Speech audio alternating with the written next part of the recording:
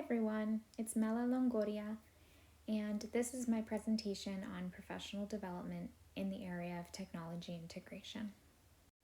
When teachers are searching for professional development, they usually turn to professional organizations. Hughes and Roblier, 2023, state that teachers are sometimes referred to as connected educators when they drive their own professional learning through networked connections with other educators. Page 65. Any teacher who is concerned with professional development, which really should be all teachers, should consider joining a professional organization. I believe you should join a professional organization if you are seeking one or more of the following. Number 1, ways to be connected to other educators and professionals all around the world. Number 2, access to new research and relevant inquiry-based strategies being used and discussed by experts in the field of education. Number 3, to not only absorb information but to also share your own ideas. Number 4, advice or feedback when facing educational challenges in the classroom. Or number 5, paradigm shifts, different perspectives, or new practices to try in the classroom. The good news is that there are so many professional organizations out there, so you'll always find one that will help you learn as much as you want about any given topic. The International Society for Technology and Education, or the ISTE, is an organization that's focused on advancing education through the use of technology. Their website offers many resources to help teachers integrate technology effectively. Here are some of the resources that I found while looking through their website. The first resource is a podcast called Assistive Technology: What Has Changed, What Has Not. The second one is a blog post called It's Time to Reevaluate K-12 Assessments. And the last resource is a journal article called Pre-Service Teachers' Perception of Assessment Strategies in Online Teaching. In this podcast, Plant and Janowski, 2015, explained to their listeners what assistive technology is and how it impacts students' ability to show what they truly know and have learned. They define assistive technology as any device that is used to increase, improve, or maintain a child's capabilities. They also describe it as any tool that is used to empower students to be independent learners. They basically describe it as anything that's not a person. Janowski argues that we are living in a time when it is the easiest it has ever been to use assistive technology because technology is everywhere. She gives examples like text-to-speech and speech recognition when describing how simple and yet transformative these tools can be in helping students produce work that truly reflects their level of performance. She argues that when students do not use the technology they need, they tend to give up or they produce work of poorer quality.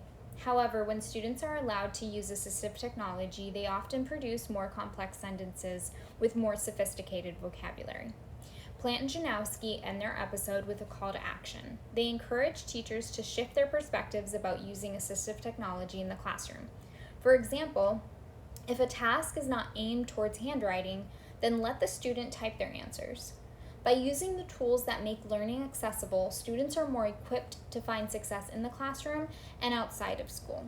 Janowski argues that using assistive technology is all about meeting students' needs, acknowledging the variability in students' abilities, as well as adapting instruction, assessment, and engagement.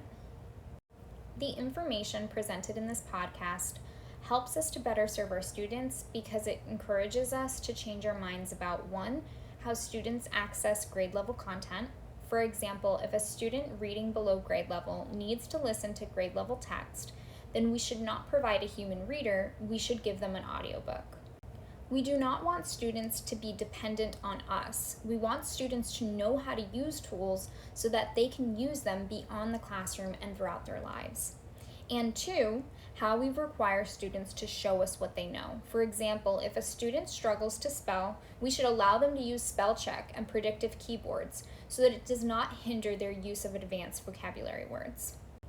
The student population most likely to benefit the most from the information presented in this podcast are students with reading and writing disabilities because the examples of assistive technology that Plant and Janowski discussed were ones that targeted reading and writing abilities. In her blog post, Snelling 2021 explains how Carl Hooker, an educational consultant, is rethinking assessments. He suggests using 3 types of assessments in the classroom. The first one is assessment of learning. This type of assessment is best given at the beginning of the year to see where students are at and what topics teachers need to focus on moving forward. The second one is assessment as learning. This type of assessment gives students autonomy over their learning as they're in charge of creating a product, like a quiz or a video. And then the third one is assessment while learning, and this type of assessment requires students to monitor their own learning. Projects like portfolios and reflections give students the opportunity to think critically about their learning process. The information presented in this blog post helps us to better serve our students because it challenges us to rethink the purpose for assessments.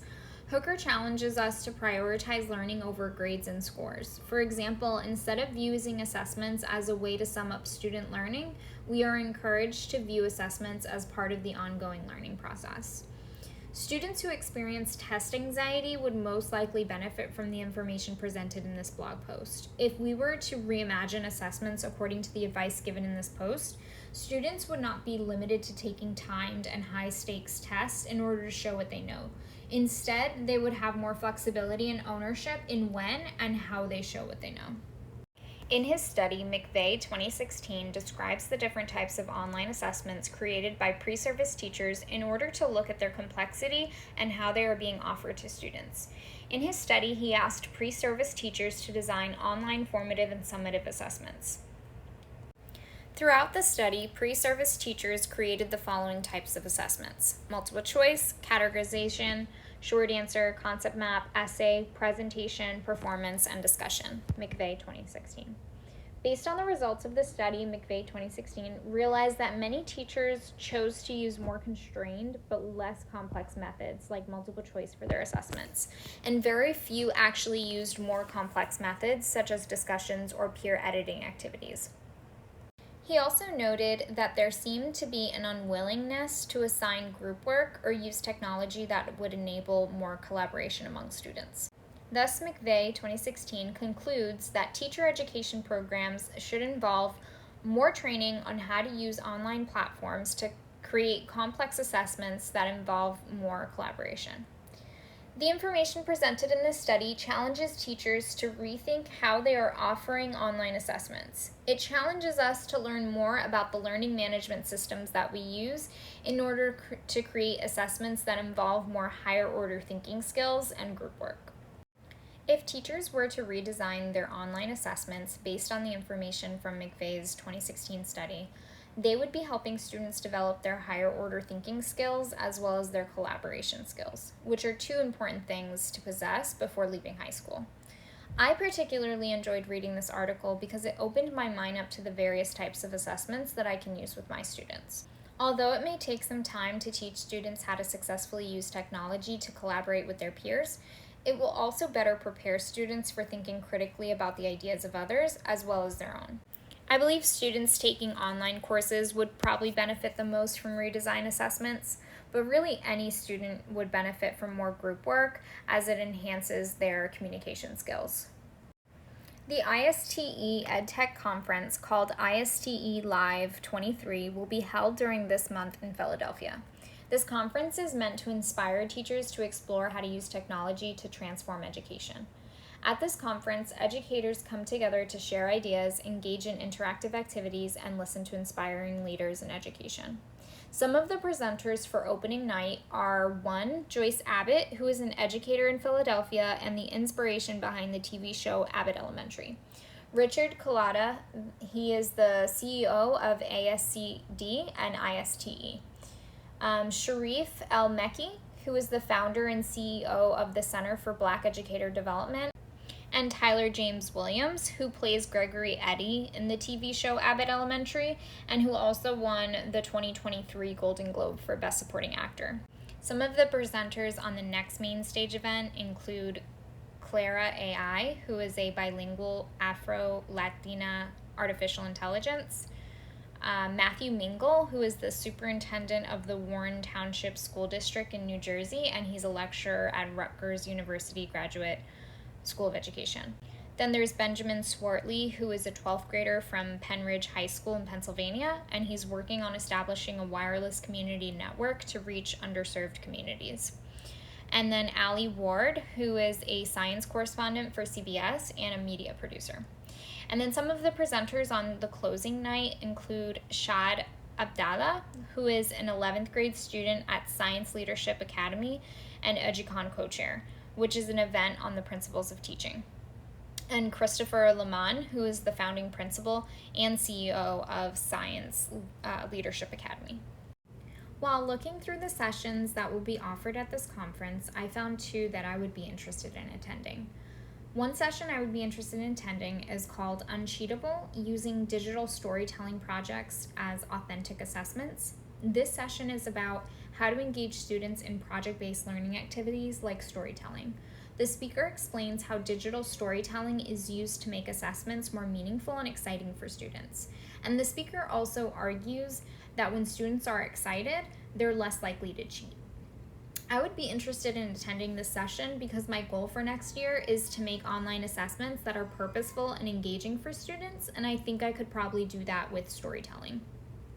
The other session I would be interested in attending is called Gamify the Learner-Centered Classroom. In this session, the speaker introduces 6 different ways for how to use games for learning activities rather than just for breaks or review. The speaker argues that games can make learning more personalized, inclusive, and competency-based. Through games, students can receive more targeted feedback and develop the skills they need to thrive in today's technology-driven world. I would be interested in attending this session because I would love to hear more about how games can be used for competency-based assessments and how they give meaningful feedback to students. Here's a list of the references that I used throughout my presentation.